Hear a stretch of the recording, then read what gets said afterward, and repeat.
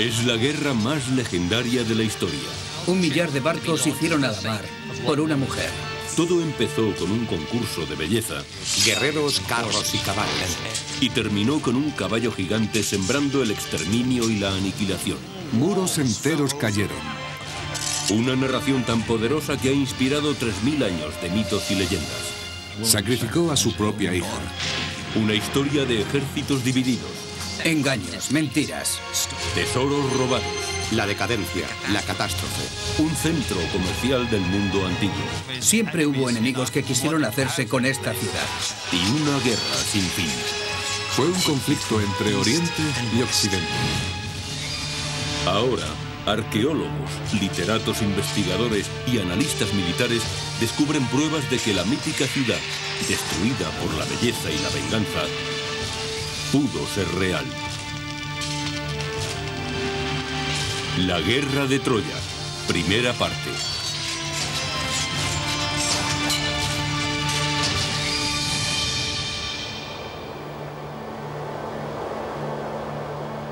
Es la cuna de la civilización occidental, el lugar de nacimiento de la Grecia antigua. Es un mundo de límpidas y azules aguas con la tierra firme a occidente, Asia Menor a oriente y docenas de islas entre ambas. El mar Egeo une a los habitantes de esta región en sus aventuras marítimas y sus leyendas sobre dioses y héroes. Durante miles de años, buscadores de fortuna y arqueólogos han recorrido estas costas persiguiendo pruebas de la Guerra de Troya. Ahora, algunos afirman haberlas encontrado. Hoy, no lejos de la prístina costa del mar Egeo, en lo que ahora es la Turquía moderna, un equipo internacional excava en el lugar donde ellos creen que está el origen de la legendaria Troya.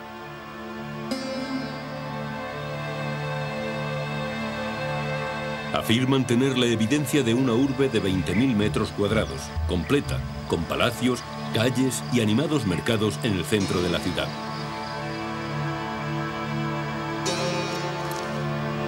Extramuros dicen contar con pruebas de la ciudad baja, antiguo suburbio rodeados de un foso defensivo construido para prevenir ataques de carros, la antigua arma de destrucción masiva.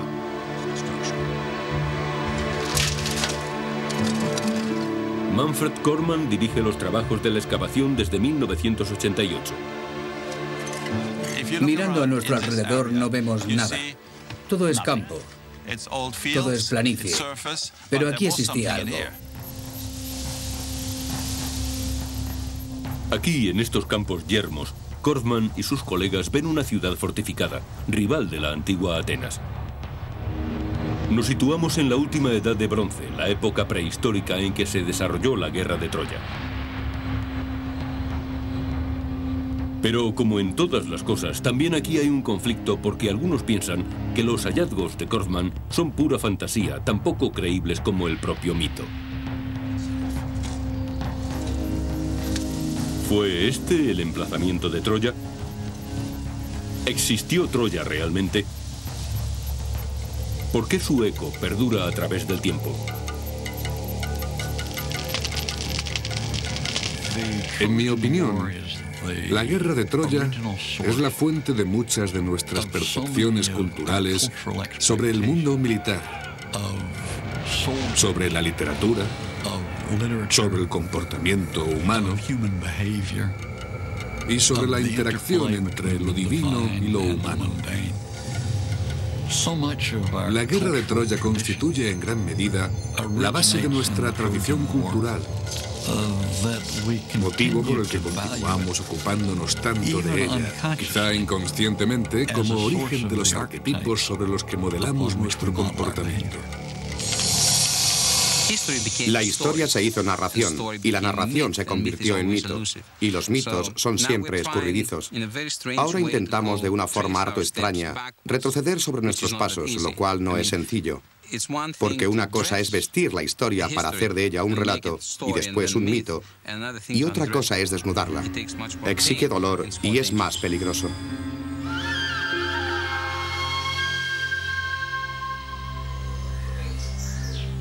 Aunque en la actualidad algunos estudiosos planteen reservas sobre la existencia de Troya, los historiadores del mundo antiguo nunca dudaron de que la Guerra de Troya formara parte de la historia. Heródoto, Tucídides y la mayoría de los historiadores griegos y romanos más importantes asumieron que la guerra de Troya fue un hecho histórico. En una playa que podría ser troyana, el profesor de Historia y Literatura Clásicas Robert Garland nos narra el argumento. Todo empezó con los dioses, como muchas otras narraciones sobre acontecimientos importantes del mundo antiguo. Y empezó con una boda, la boda de Peleo y Tetis, destinados a ser los padres de Aquiles, el mayor de los guerreros griegos en la guerra de Troya. Invitaron a la fiesta a todas las celebridades del mundo antiguo, a todos los dioses, a todas las diosas, excepto a una, porque pensaron que no sería una buena idea invitar a la discordia.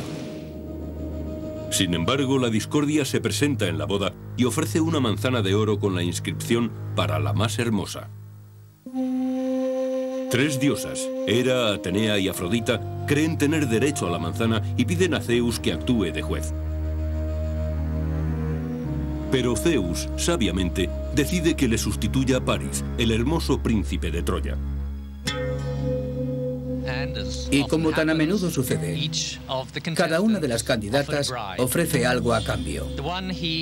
La que recibe el premio, Afrodita, le había prometido el amor de la mujer más bella del mundo. Pero existía un problema. Esa mujer estaba casada. Era Helena, esposa de Menelao, rey de Esparta. Paris embarca para Esparta con la disculpa de tratar sobre un asunto oficial. Aprovechando la ausencia de Menelao, su anfitrión, Paris se fugó con Helena dirigiéndose a Troya, y esto provocó la ira que desencadenaría la guerra de Troya.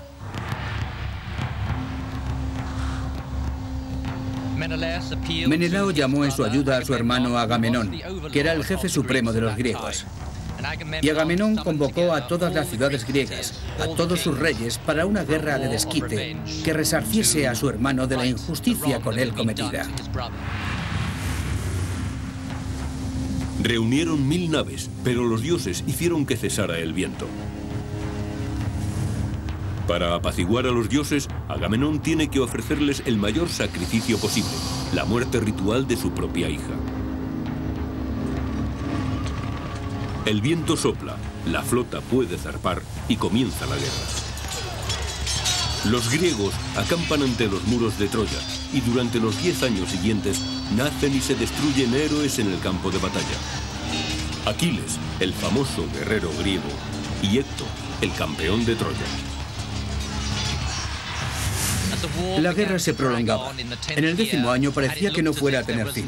Entonces fue cuando a los griegos se les ocurrió la estratagema del caballo de Troya. Los barcos griegos partieron dejando el caballo ante los muros de la ciudad. Los troyanos rompieron el muro para meter el caballo en cuyo interior estaban los soldados griegos. Y por la noche, mientras los troyanos celebraban su supuesta victoria, los griegos salieron del caballo de madera y, facilitando la entrada a sus compañeros, se dedicaron al saqueo, el pillaje y la destrucción.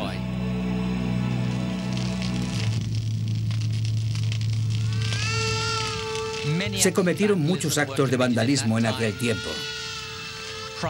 Príamo fue asesinado en su propio altar. Casandra fue violada.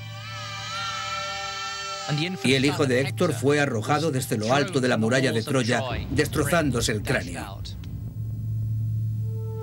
Pero incluso entonces, cuando Troya había sido totalmente destruida, no se veía el final de la guerra. Según sabemos por la Odisea, Ulises tuvo que peregrinar durante años antes de volver a su hogar. Agamenón se encontró con una tormenta doméstica. Su esposa, Climenestra, se había entregado a otro hombre y, de acuerdo con este, planeó la muerte de su esposo Agamenón. Así, la vuelta a casa de los griegos fue para ellos tan desastrosa como lo fue la destrucción de Troya. ¿Cómo puede ser verdad un relato tan fantástico? La leyenda de Troya llega a nosotros en primer lugar por los escritos más antiguos de la civilización occidental, la Ilíada y la Odisea, cuya autoría se atribuye al poeta Homero. Pero Homero nació 5 siglos después de la época en que se supone tuvo lugar la guerra de Troya y se cree que era ciego e iletrado. Homero es nuestro testigo más antiguo de la guerra de Troya, que, sin embargo, podría haber tenido lugar 500 años antes de su nacimiento. ¿Cuál sería, pues, su grado de credibilidad? ¿Cómo podemos creer en este relato sobre concupiscencia e infidelidad, sacrificio humano, violación, sangre, guerra, destrucción y el postrer engaño? ¿Es la narración de Homero la auténtica historia de Troya?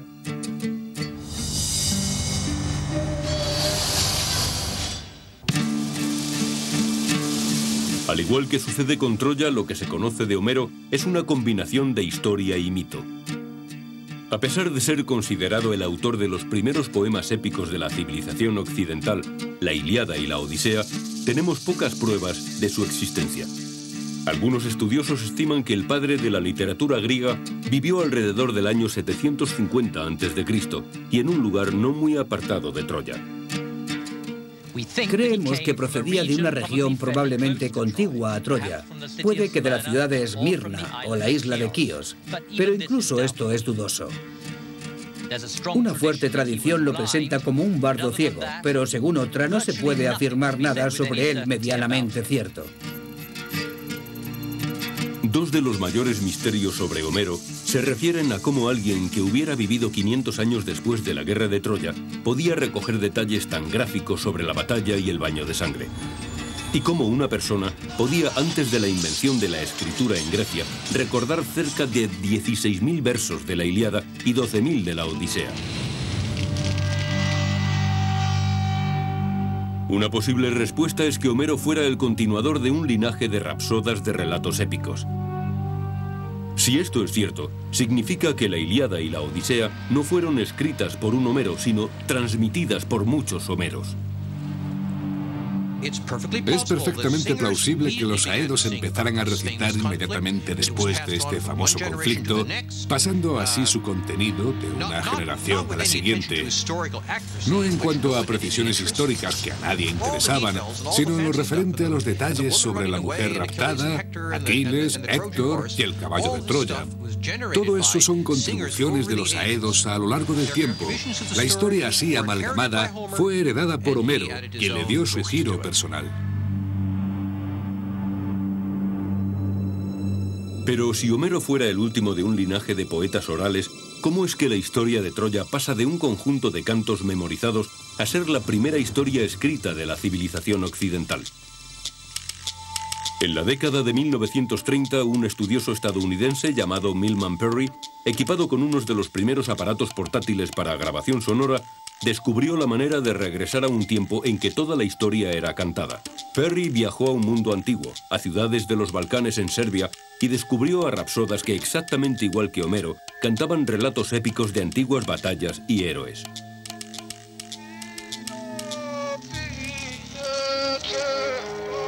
Parry grabó estas canciones en discos de aluminio y con cable de aluminio.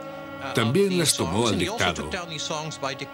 Parry descubrió una cosa muy interesante, y es que cuando se escribe un poema oral, este tiende a ser mucho más largo que cuando se canta ante el público.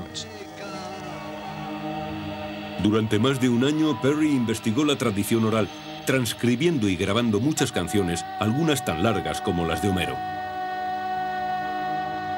Perry fue testigo de que la memoria de los hechos históricos puede transmitirse durante largos periodos de tiempo sin perder su actualidad.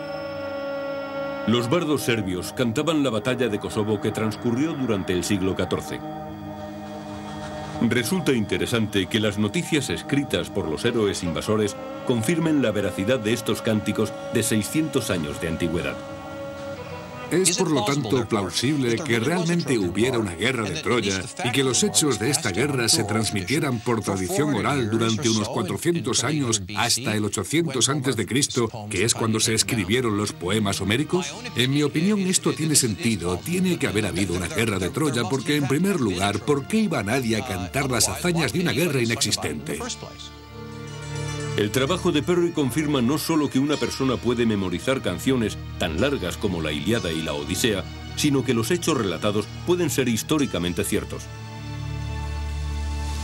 Por primera vez se comprende la supervivencia de la historia de Troya durante 500 años, hasta la época de Homero, así como el origen de la grandeza del poeta. En su época, Homero tuvo que haber sido un rapsoda muy famoso, como hoy en día los Rolling Stones. De alguna manera sería un famoso hombre del espectáculo. Es posible que su importancia como poeta, demostrada por la Ilíada y la Odisea, que han sobrevivido, impulsara a alguien a anotar estos brillantes poemas. Ese alguien es el inventor de los medios técnicos que permitieron estas anotaciones, es decir, el inventor del alfabeto griego. Antes de Homero, las narraciones épicas se memorizaban y cantaban. Las recitaciones tenían lugar generalmente en las fiestas de la nobleza. Pero la historia de Troya de Homero era tan expresiva que alguien deseó tener un medio para recoger sus palabras y enseñárselas a los demás. El problema era que los griegos no tenían un sistema de escritura. De ahí la teoría de que esa persona, ese primer escriba griego, adaptara el sistema de escritura fenicio, añadiéndole vocales e inventando así el alfabeto fenicio para recoger las palabras de Homero. Este es un ejemplo basado en tempranos restos epigráficos del aspecto que tendría ese texto. Empieza en la esquina derecha.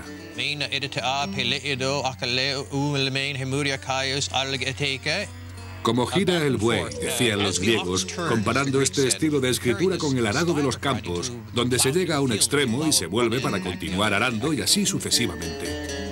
Ahora, con Homero cantando ante un escriba, estos heroicos relatos sobre Troya, los primeros escritos de la historia de Grecia, animan a una audiencia mucho más numerosa. En mi opinión, estos fueron los primeros textos griegos escritos en alfabeto fonético y como tales fueron usados desde el principio como modelo para la enseñanza de la escritura. Nunca dejaron de serlo. Y así los niños que iban a las escuelas de la Grecia antigua estudiaban los textos de Homero, volviendo al día en que el hombre que inventó el alfabeto los escribió por vez primera.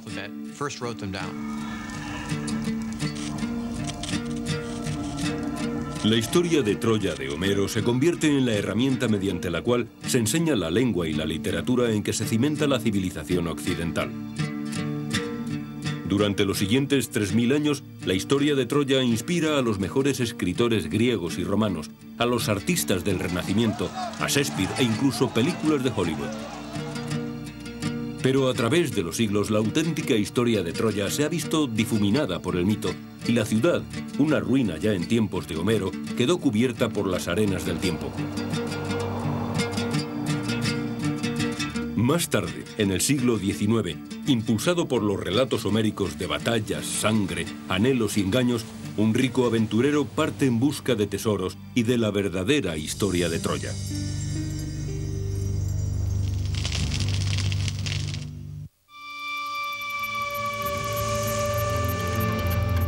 6 de julio de 1827. Tras siglos de ocupación otomana, Grecia obtiene su independencia, dando vida a una nación nueva. Europa está inmersa en el pasado griego. La Ilíada y la Odisea de Homero provocan una auténtica fiebre de Troya. Con un pico en una mano y la Ilíada en la otra, el millonario germanoamericano Heinrich Schliemann decide ir a desenterrar Troya. Heinrich Schliemann fue un hombre fascinante. Era un magnate de Wall Street del siglo XIX. Hizo mucho dinero especulando en Rusia y en los Estados Unidos, incluso con la fiebre del oro de California. Cuando dispuso del patrimonio necesario para poder retirarse de los negocios, decidió dedicarse a perseguir lo que él mismo calificaba como la fijación de toda su vida: Grecia, y en particular la guerra de Troya. Heinrich Schliemann tenía una gran habilidad para hacer dinero. Estuvo en California cuando la fiebre del oro, hizo millones en el San Petersburgo de los zares y en su afán de dinero y aventuras se vistió de beduino, se circuncidó y entró camuflado en la Meca. En 1868 fue a Atenas e inició una expedición por el mar Egeo en busca de las leyendas de Homero y sobre todo de Troya. Schliemann no era arqueólogo. Pero tenía una fe ciega en Homero. Homero era su Biblia. Y esa fe le llevó a descubrir cosas que nadie había pensado ni siquiera en buscar. Schliemann empieza buscando un sitio que coincida con el paisaje descrito por Homero en la Ilíada. Una amplia llanura donde puedan combatir dos grandes ejércitos cerca del mar Egeo, entre los ríos Escamandro y Simois. Un sitio con altos muros fortificados desde donde los troyanos vieran con horror cómo su compañero Héctor era arrastrado por el carro de Aquiles alrededor de la ciudad.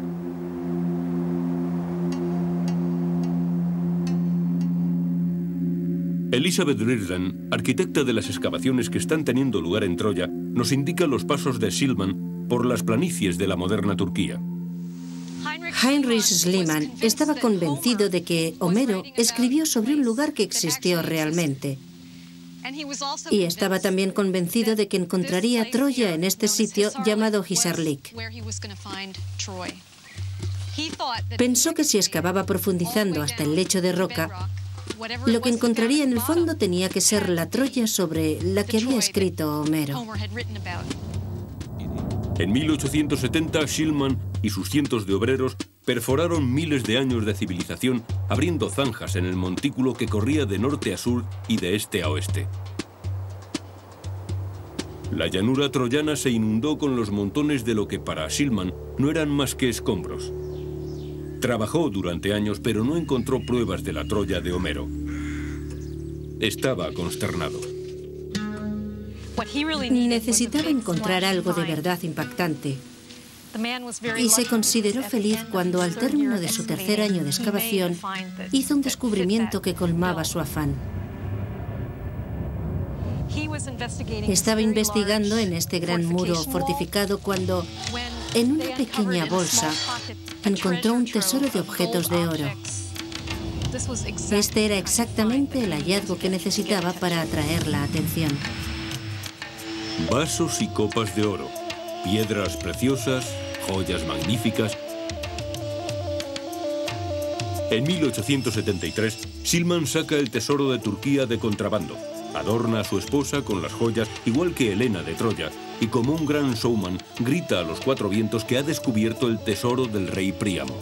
Los titulares de todo el mundo se hacen eco de la noticia.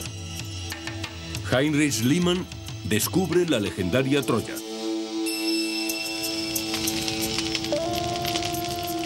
Pero la noticia resulta ser falsa. El tesoro encontrado por Schliemann data de 2500 años antes de Príamo y no corresponde a la época de la guerra de Troya.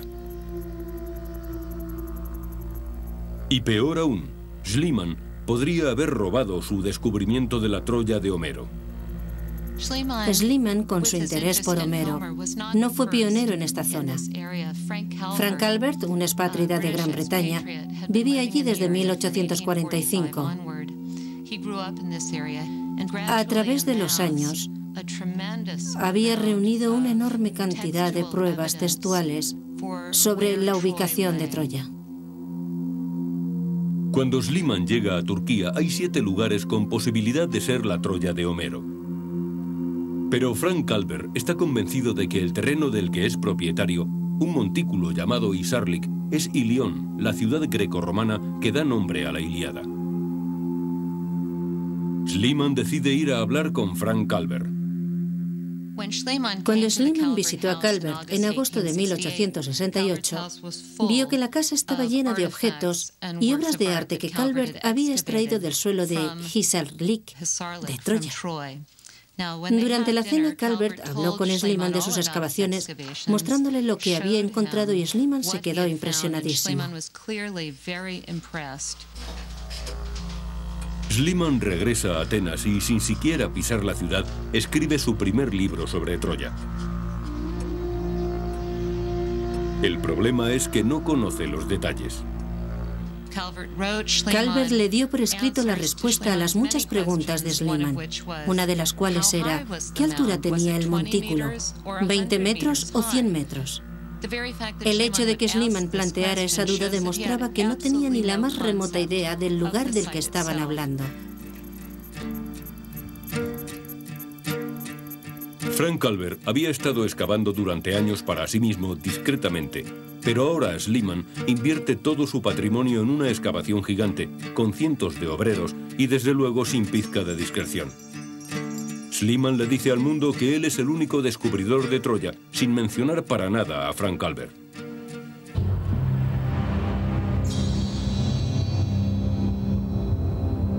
A pesar de su equivocación con el tesoro que no era el de Príamo y las acusaciones de Frank Calvert de robarle el yacimiento de Troya, Schliemann convenció al mundo de que en Isarlik estaba la Troya de Homero y que la guerra fue real.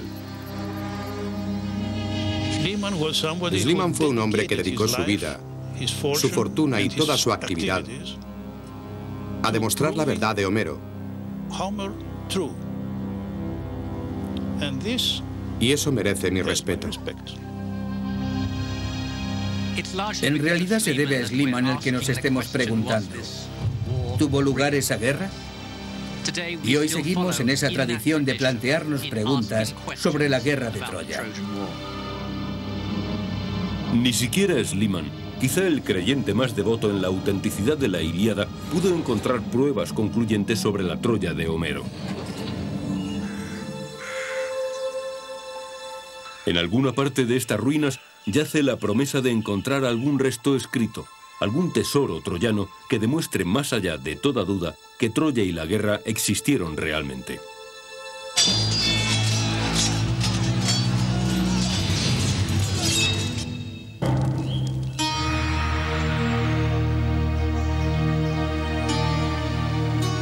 ¿Cómo podría ser la Troya de Homero este montón de rocas de la actual Turquía? Hasta Schliemann tiene dudas. Todo es poesía, escribe. Troya es un mito e Isarlik es solo una colina. En esencia lo que dice en diferentes escritos es: estoy muy satisfecho de mi obra, he descubierto Troya, pero algo me incomoda, y es que basándome en las palabras de Homero, en sus descripciones, yo había creído que Troya era bastante más grande. ¿Dónde está la prueba de que Isarlik tiene la extensión suficiente para ser la Troya de Homero? A la muerte de Schliemann en 1890, su esposa Sofía y el director de los trabajos, Wilhelm Dörfel, identifican los diferentes niveles del montículo de Isarlik y numeran las capas cronológicamente. Descubrieron que Schliemann había profundizado demasiado porque el supuesto tesoro de Príamo aparece en el nivel 2, correspondiente a unos 2500 años antes de Cristo. En cambio, la guerra de Troya se cree que tuvo lugar en el nivel 6 o 7, alrededor de 1250 años antes de Cristo. En esa capa encuentran evidencias de una destrucción por cataclismo. ¿Es esta la prueba de la verdadera guerra de Troya? En 1932 llega a la escena una de las figuras más conocidas de la arqueología, Carl Blegen, de la Universidad de Cincinnati.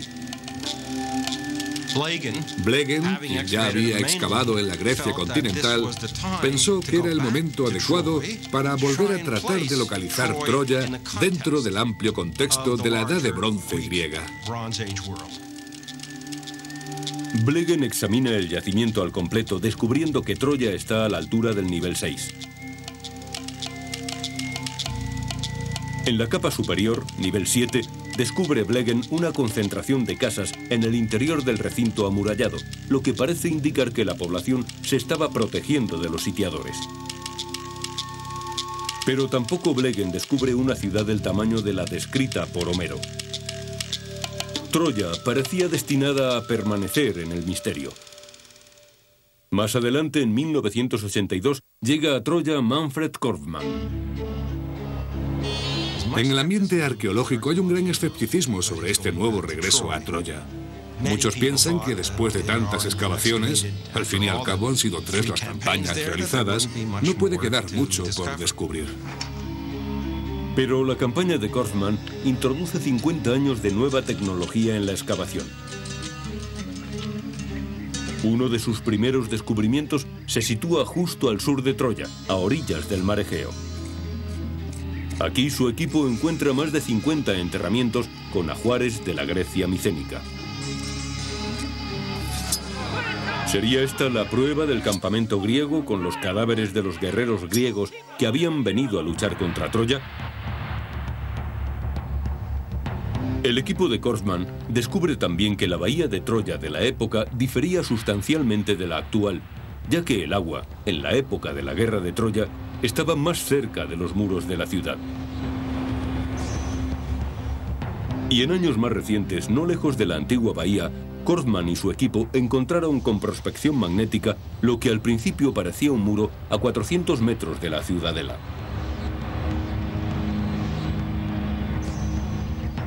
Pero en realidad se trataba de lo contrario de un muro. Era un foso. Aquí tenemos una imagen fotográfica que, a la manera de una radiografía, llega hasta el fondo y encuentra restos de lo que podría haber sido un foso. El foso que desentierra Korfmann está profundamente cortado en el lecho de roca, lo que le lleva a pensar que su finalidad sería probablemente defensiva. Los arqueólogos pudieron verificar la fecha de Troya 6 para la misma época de construcción de este foso. Troya 6 representa la época de la guerra de Troya. Y de nuevo hay una gran similitud entre este foso defensivo y el descrito por Homero en la Ilíada.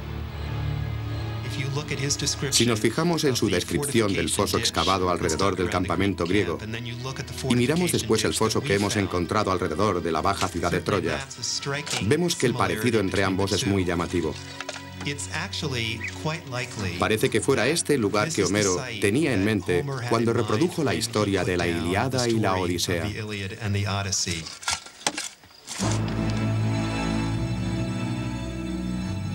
A lo largo de los años, Korfmann y su equipo descubren ídolos religiosos de dioses troyanos. Huesos para tejer las finas telas comercializadas por Troya a través del mundo antiguo. Puntas de lanza enemigas y cabezas de flecha empotradas en los muros de Troya. Monedas de la época de Alejandro Magno. Y un busto del emperador romano Augusto, quien remontaba su linaje hasta Troya.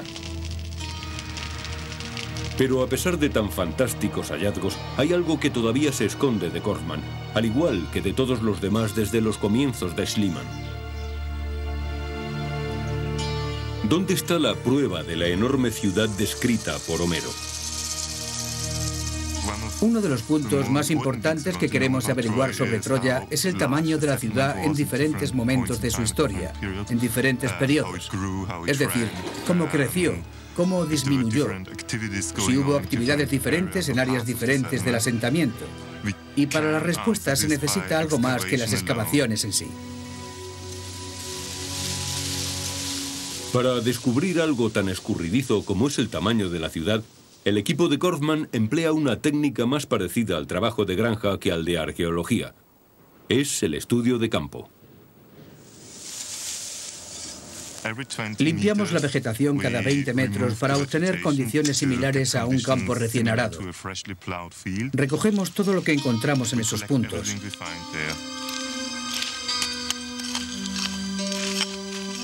Cerámica, trozos de ladrillos, todo lo que haya por allí.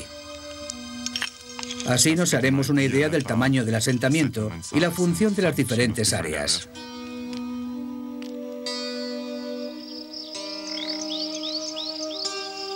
Sus hallazgos los llevan al campamento, donde los lavan, clasifican y fechan. Se trata de una gran cantidad de vasijas rotas que representan miles de años. Este año hemos cubierto alrededor de 15 hectáreas en 400 puntos y hemos recogido más de 100.000 objetos, desde esto hasta 2 toneladas de material. Una parte significativa de los restos de cerámica proceden de la Edad de Bronce, especialmente de la época directamente anterior a la guerra de Troya. Podemos ver que el área que recorre toda esta zona hasta este foso y por el este, y donde supuestamente continúa el foso, estaba cubierta por un asentamiento de la Edad de Bronce. Los trozos de cerámica de la época de la guerra de Troya se extienden 400 metros al exterior de la ciudad amurallada de Troya, a lo largo del foso defensivo. Este foso, que según Homero fue construido por los griegos para defender sus barcos, parece más bien un foso construido por los troyanos para defender su ciudad contra los griegos. Korfmann cree que esta zona, desde el foso hasta los muros fortificados de la ciudadela, podría ser una extensa ciudad baja de más de 20.000 metros cuadrados, que con los templos y palacios de la ciudadela constituyera la gloriosa ciudad de Troya. Es una Troya lo suficientemente grande para la descripción de Homero y lo suficientemente rica para que los aqueos quisieran conquistarla. Nosotros, los arqueólogos, tenemos en Troya la prueba y las pistas de que siempre fue una plaza fortificada, que lo hacían una y otra vez, porque siempre fue lo bastante rica como para defenderse, porque siempre tuvo enemigos que codiciaban esta plaza. Para nosotros, este es un argumento para decir que siempre hubo guerras en este lugar. Parece evidente que casi 3.000 años después de Homero, Manfred Korfmann ha demostrado finalmente que Troya es real. Pero ¿y la evidencia sobre la guerra de Troya? ¿Cuál fue su desencadenante real? Debemos creer a Homero en el sentido de que una mujer, aunque fuera la más hermosa del mundo, pudo provocar la destrucción de Troya.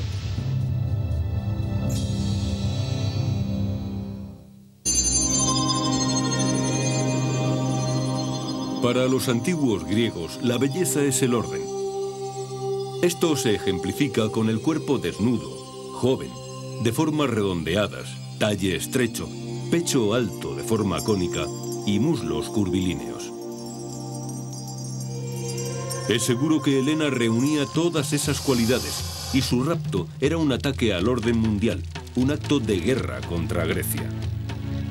Pero su secuestro es también una afrenta personal a un dirigente muy poderoso.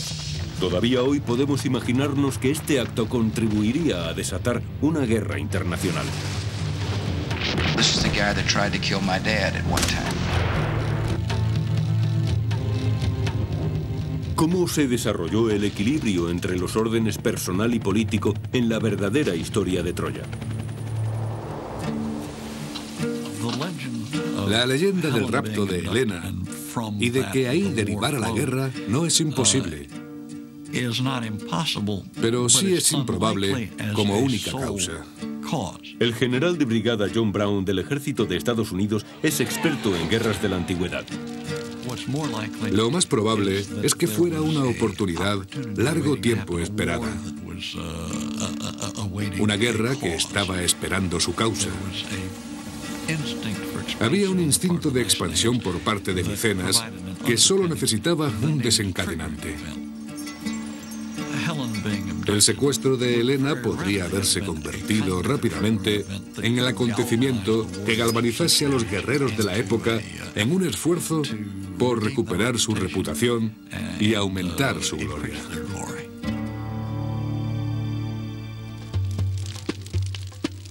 Homero nos habla de la coalición de griegos micénicos bajo el mando de Agamenón y su travesía del Egeo a bordo de 1000 naves para combatir en Troya. La fecha alrededor del 1250 a.C. ¿Cómo ve él las tácticas apuntadas por Homero comparándolas con la moderna estrategia militar? Actuando como jefe militar de Agamenón, el general Brown reúne a sus asesores. Inteligencia, operaciones, logística, efectivos, para preparar la guerra contra el enemigo, los troyanos. Señores, nos han pedido que hagamos un análisis operacional de la guerra de Troya para tratar de comprender los imperativos de la campaña que afectó a ambas partes, griegos o micénicos y troyanos. Lo primero que hay que considerar es lo que está en juego, el control de la ruta comercial por mar, decisiva en la economía del mundo antiguo. El escenario estratégico está dominado por la necesidad del control de las rutas comerciales. Quiero llamar su atención sobre una en particular, que es la que afecta a nuestra historia. Se trata de la ruta que parte del Mar Negro, atraviesa el Bósforo, el Mar de Mármara y termina en los Dardanelos. Aquí es precisamente donde se encuentra Troya. La situación de Troya le da el control de la ruta comercial entre el este y el oeste, con acceso no solo al granero de Asia Occidental, sino también a objetos de oro, especias y artículos de lujo.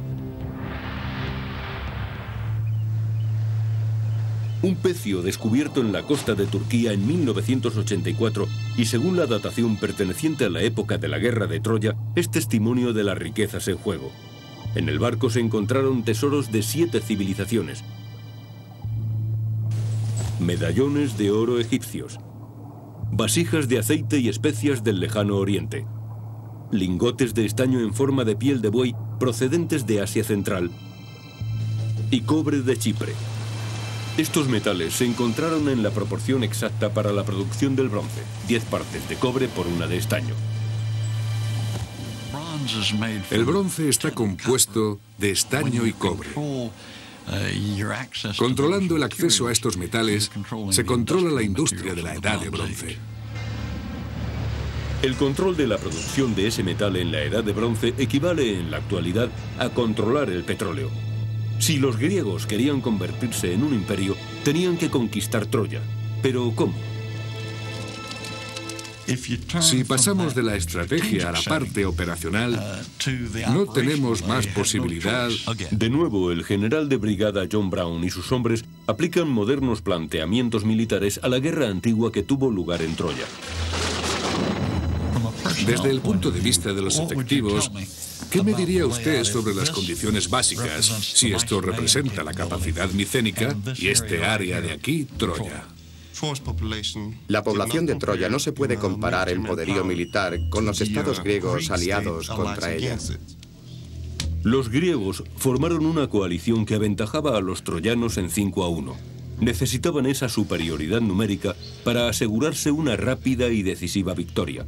Y para transportar sus fuerzas, Homero dice que embarcaron hacia Troya en 1000 naves de proa negra. ¿Algún comentario desde el punto de vista de la inteligencia? Sí, me gustaría indicar un par de cosas, señor. Como usted sabe, Troya es una ciudad fuertemente fortificada. Su muralla es compacta y muy alta. Si les permitimos resguardarse tras la muralla, tendremos que poner sitio a la ciudad. Además, ellos tienen aliados potenciales que acudirán en su ayuda en caso de necesidad. Bien, sobre el cuadro descrito por inteligencia, ¿qué opina usted sobre las operaciones? Los griegos deberán desembarcar directamente delante de la ciudad para o bien derrotar a los troyanos en combate abierto gracias a su aplastante mayoría, o bien obligarlos por hambre a abandonar la ciudad. Los aplastantes efectivos desembarcaron directamente en la costa de Troya en 1 millar de naves.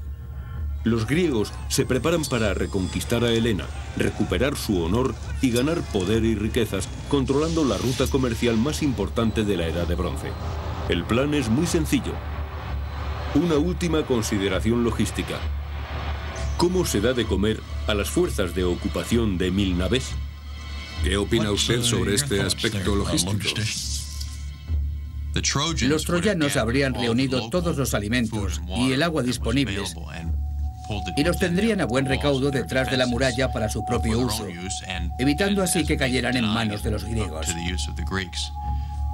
El ejército griego, por lo tanto, tendría que adentrarse cada vez más en el campo para conseguir sus propios suministros de subsistencia. El gran riesgo consiste en que de esta forma se enemistaban con la población que quizá no habría participado en el conflicto, pero que de esta forma se inclinaría del lado de los troyanos. Este es un punto de vista interesante, John, porque de esta forma los griegos estarían divididos entre lo que debían hacer para ganar con más facilidad y lo que tenían que hacer para sobrevivir como ejército. No tenían otra alternativa que nutrirse con los productos de la tierra a base de correrías y saqueos. Y es precisamente con el resultado de una de estas correrías como comienza la Ilíada. Agamenón y Aquiles discuten por una mujer capturada por Aquiles en un saqueo. Agamenón hace valer su rango y reclama para sí el premio conquistado por Aquiles. Este monta en cólera y desenvaina su espada. El profesor de literatura clásica Robert Garland nos ilustra. Te juro que llegará un día en que los aqueos necesitarán la fortaleza de Aquiles. Y tú, por mucho que te acongojes y grande sea tu desesperación, no podrás socorrerlos cuando Héctor, el matador de hombres, siembre el terror en tu campo. Entonces se desgarrará tu corazón atenazado por los remordimientos por no haber sabido tratar con más justicia al mejor de los griegos. Aquiles se retiró de la batalla con sus mirmidones y los saqueos llevados a cabo por los griegos incitan a la población vecina a aliarse con los troyanos.